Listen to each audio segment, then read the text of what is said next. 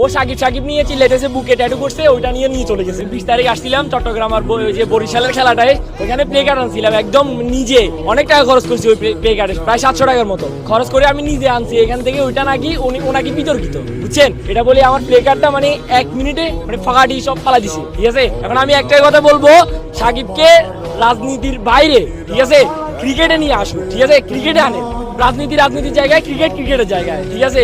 এটাই বলতেছি। আজকে আনছি এটা ভাই, আজকে 2টা আনছি, ওইটা আবার কিভাবে আনছি জানেন? পিছন দিয়ে ঢুকাইছি, বলতেছে বিতর্কিত।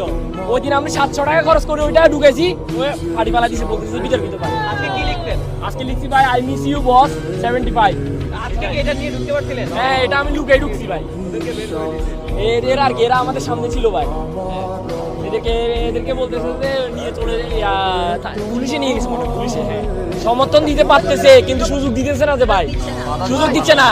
কিছু বললে আজকে যেমন অবস্থা তো দেখছেন আপনারা, ও সাকিব নিয়ে চিল্লাইতেছে, বুকে ট্যাটু করছে, ওইটা নিয়ে চলে গেছে। এটা কোনো কথা ভাই?